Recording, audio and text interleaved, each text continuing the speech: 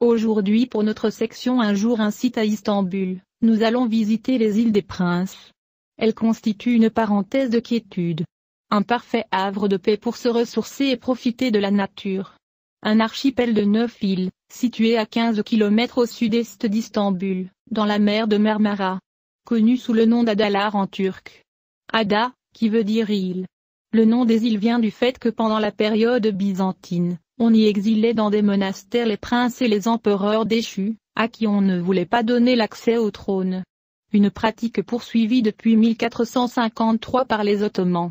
À partir du XXe siècle, elles sont devenues le lieu de villégiature préféré de l'aristocratie ottomane, et aujourd'hui, on y trouve de nombreuses villas de style victorien, notamment sur l'île Büyükada, un lieu calme et de balade pour les Stambouliotes et les touristes.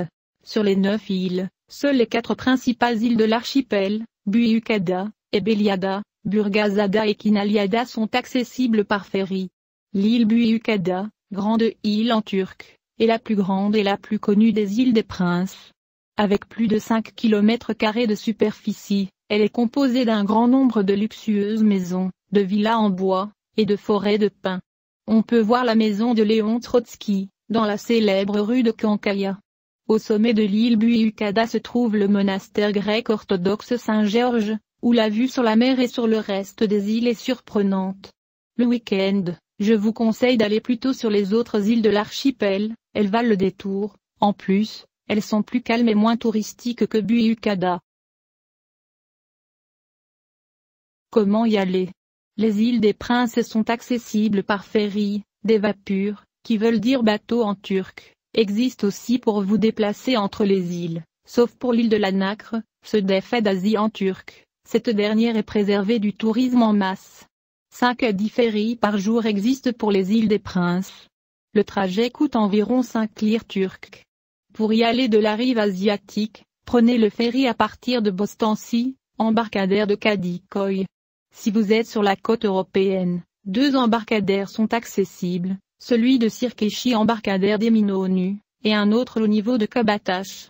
Pour ma part, j'ai pris le ferry à partir de Kabataş, à 9 h du matin. Le trajet a duré 1h30.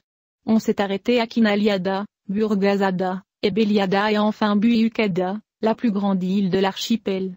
Une croisière des plus fantastiques, pour contempler le Bosphore et la ville d'Istanbul. Je vous conseille de prendre place à l'extérieur, pour vous faire bercer par les chants des mouettes et profiter du paysage qui s'offre à vous.